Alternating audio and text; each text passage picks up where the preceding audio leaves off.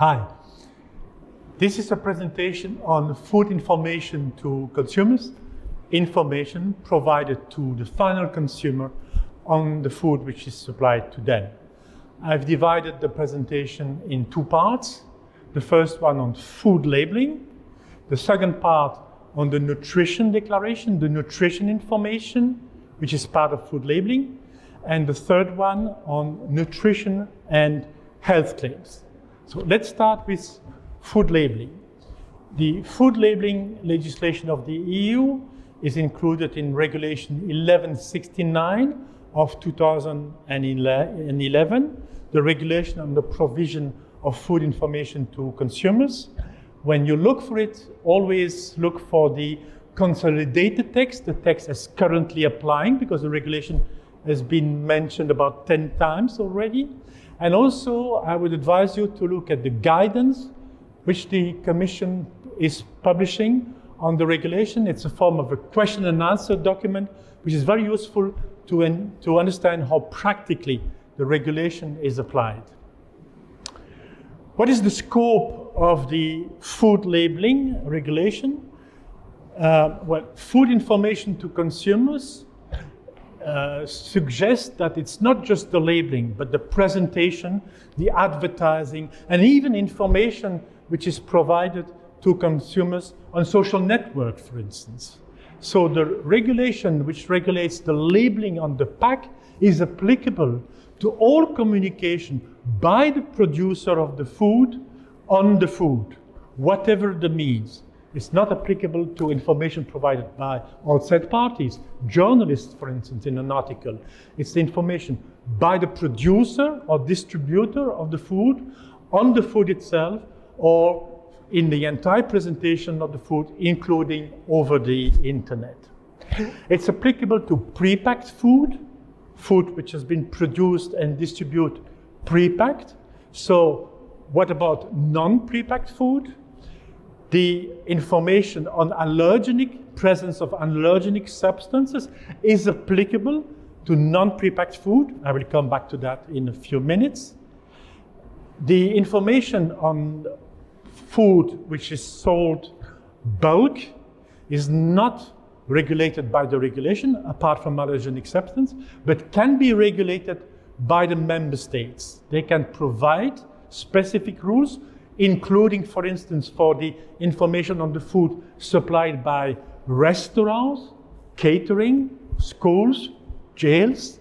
And of course, when they legislate on that information, food sold in bulk, they need to notify the Commission, and this information is available on the website of the European Commission. There's about 14 member states who have currently notified how they regulated non-prepacked foods in respect of food information to consumers.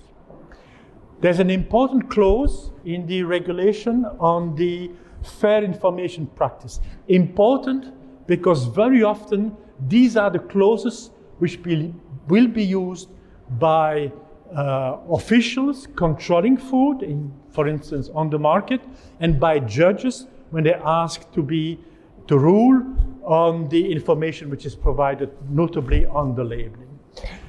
The first requirement is the food cannot mislead the consumer about the characteristic of the food, its properties, composition, quantity, and so on. Secondly, it may not attribute to the food effects or properties which it doesn't possess. This is obvious, but it goes even better if you spell it explicitly. Thirdly, the labeling, the food information, cannot suggest the presence of a particular food or ingredient when a natural component or expected ingredient has been substituted. If you replace, for instance, the cheese in a pizza with a non-dairy product, and you show a picture of the pizza with some toppings, you cannot use, for instance, the word cheese in the labeling. You need to specify exactly what is the non-dairy product, soy milk or something like that, which you've been using. Thirdly, you cannot suggest that the food possesses special characteristics when all similar food possess that characteristics. For instance, we cannot say oranges from Sevilla, rich in vitamin C. Is it true? Yes. Oranges from Sevilla are rich in vitamin C, but actually all oranges are rich in vitamin C. So if you say specifically about these oranges rich in vitamin C, you are misleading the consumer, because let them believe that normal oranges don't have vitamin C or don't have as many as Sevilla. So you cannot say attribute to the product a characteristic when all the same food have the same characteristics. And finally, you may not attribute to a food the property of preventing, treating, or curing human diseases. Why not?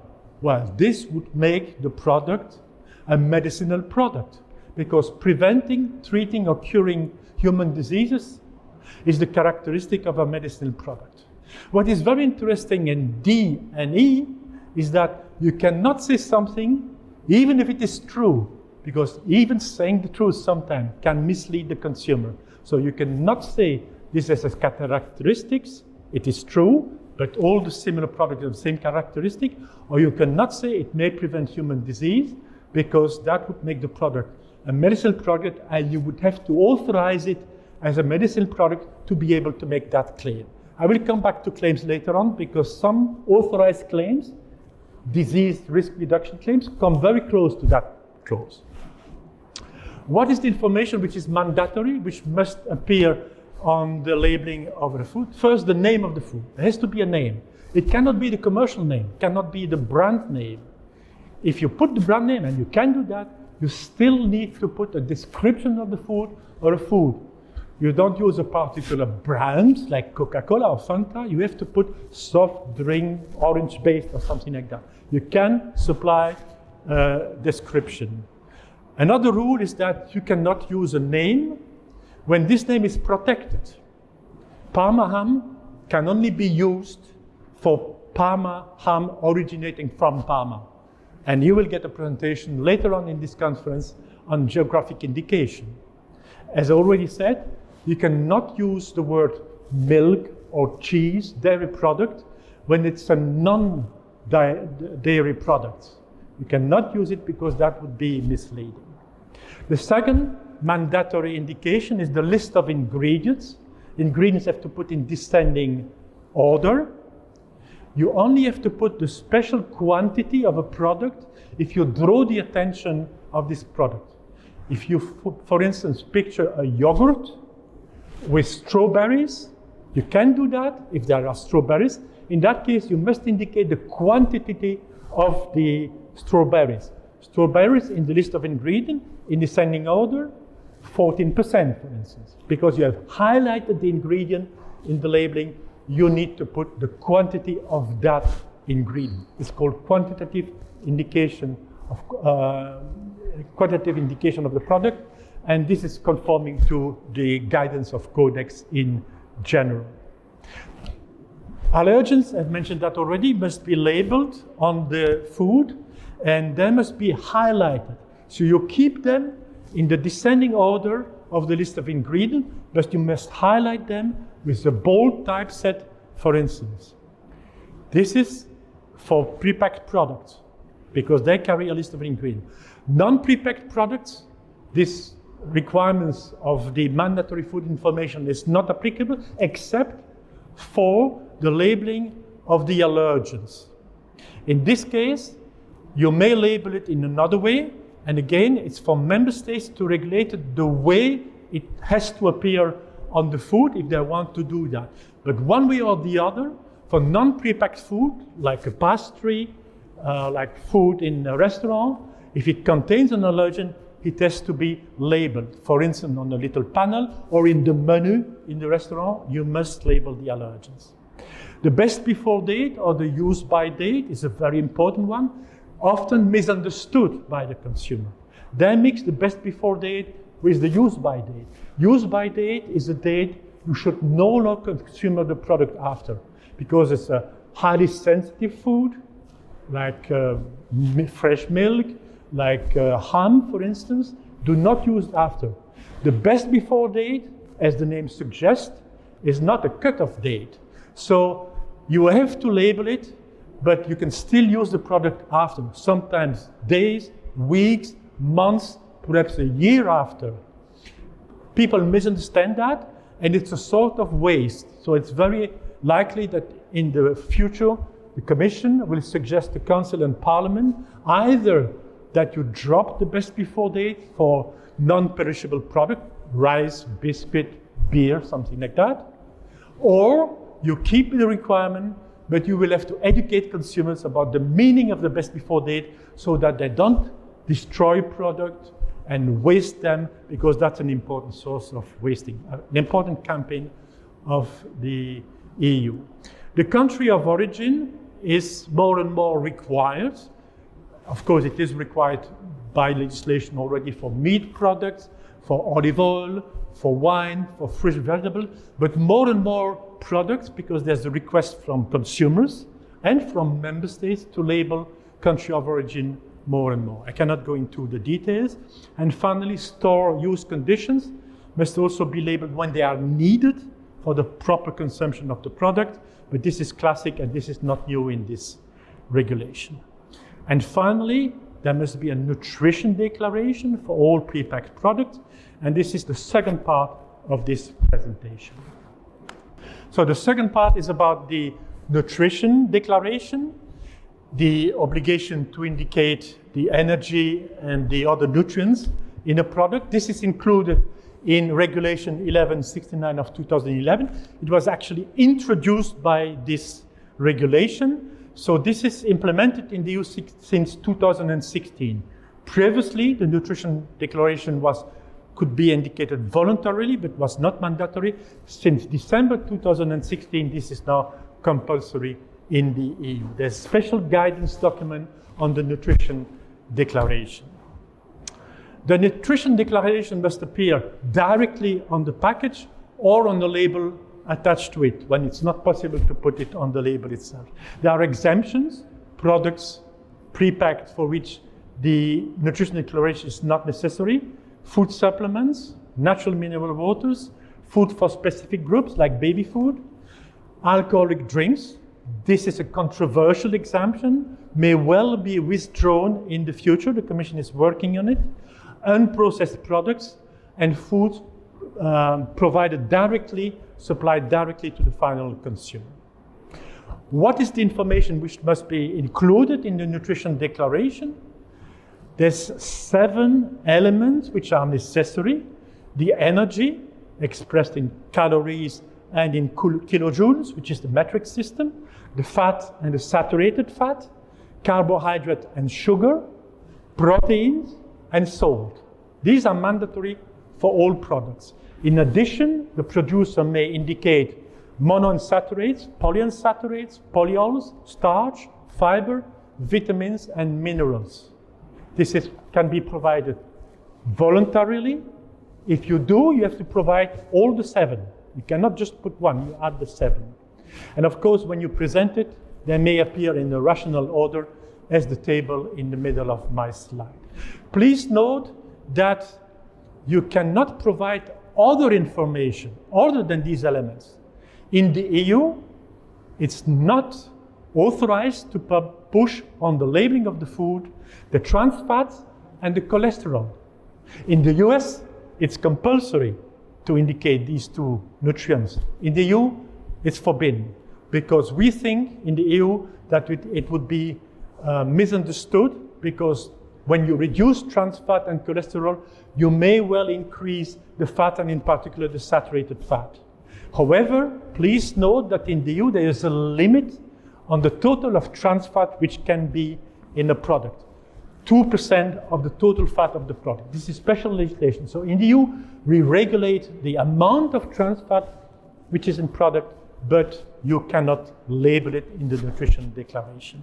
How do you express the nutrition information? In the EU, it must be expressed per 100 gram or per 100 milliliters. Number of calories per 100 milligram. Number of saturated fat, quantity of saturated fat per 100 milliliters, for instance. You may also add the information, the expression, voluntarily on a portion basis, per portion. But consumers are more interested to have an idea comparing two products rather than calculate the number of calories that they're eating. This is more the North American approach. In the EU, the emphasis is more comparing two products, and therefore you compare on a similar base per 100 milligram or 100 milliliters. You can also add the reference intakes. The reference intakes are laid down in the legislation. It's the amount of energy, fat, saturated fat, and so on, which a normal consumer needs per day. So if you put the amount of calories, for instance, 2,000 calories, this is what you need on a good day. So if your food has 300 calories, you can realize how much that is compared with what you need for a day. This is very important for front of pack labeling. Very often the nutrition declaration will appear on the back of the labeling of the product. Front of pack labeling is repeating in the front of pack, in the main field of vision, the essential nutrition information on which very often the consumers base their buying decision. So it's a voluntary repetition on the front of the pack, either of the energy or of the energy plus fat, saturates, sugars, and salt. Only these 5 essential ones.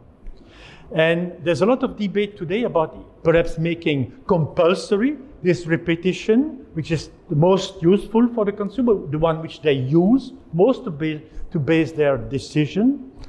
And there are various schemes which have been proposed. One very prominent one is the so-called traffic lights, which indicates on a comparison with the reference intake. For instance, in my slide, the food, which is here a meat pie, I suppose, has 380 calories. Is that telling you a lot about the calories? If you say this is 19% of what you need on a good day, it gives you a better indication. Salt, this product is 2 grams of salt. Is that a lot or not? If you say this is 1/3, 30% of what you need on a good day, this actually will, of course, provide you more information. If you transfer that into color coding, red for a lot of salt, fat, yellow for moderate, average, and green for little fat, little sugar, little energy, this give you a better indication. This is controversial in some member states especially, so it is for the Commission now to review the experience and perhaps come with a proposal to make this or another form of front of pack information compulsory perhaps in the future. Finally, the nutrition and health claims. This is a separate regulation from 2006. Again, refer to the consolidated text and to the very useful guidance provided by the Commission on its websites. What are nutrition and health claims? Well, an example would perhaps tell you better. Example of a nutrition claim, this product is high in calcium. So it gives you an objective information about this is high in calcium or low in salt, low in sugar. It's an objective information about increased nutrient or decreased nutrient compared with other foods on the market. Health claims are divided in 3 categories. Function claims, again an example. Calcium plays an important role in strengthening the bones. So most of the time this would come in addition to a nutrition claim. You would say this product is high in calcium, and then you would add information that this is good for the bones, good for the teeth, for instance, for children. Disease risk reduction claim is even more sophisticated information. Again, keeping calcium, you would have perhaps the nutrition claim, high in calcium, perhaps a function claim, good for the bones, and then you could add an additional claims. Regular consumption of calcium may help reduce the risk of osteoporosis. This is one of disease risk reduction claim which has been authorized in the EU. And finally, there's children's development and health claims. For instance, for calcium, authorized claim in the EU. calcium is needed for the development of bone in children. So you see that there is a gradation in the kind of information. These nutrition claims will be laid down in the annex to the regulation. For instance, low fat, a claim that the food is low in fat. The food may not contain more than 3 grams per 100 grams, not more than 3% of low fat or fat for solids, and 1.5 grams per 100 milliliter for liquids. A function claim needs to be specifically authorized. They are authorized by the EU on the basis of a request made to EFSA with the scientific data to support the function claims. And if EFSA provides a positive opinion, the Commission, with the support of the member states in a regulatory committee procedure, will add the claim to the list which is in the annex to the regulation. Melatonin, for instance, is a function claim which has been authorized with the particularity that it can contribute to the alleviation of subjective feeling of jet lag. And finally, disease risk reduction claim, they need again an even more complicated demonstration of their scientific basis, must be provided to EFSA. There's not so many which have been authorized. I already mentioned one with calcium and osteoporosis. Another one is plant sterols may reduce blood level of cholesterol, for instance. This is an example of disease risk reduction claim which has been authorized.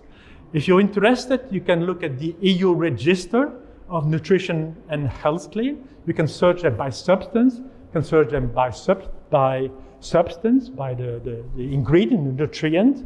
And very interestingly, it also gives the list of the claims which have been refused by the EU, by the Commission after an EFSA opinion. Because you may want to make a new attempt with your own data to try to demonstrate the claim.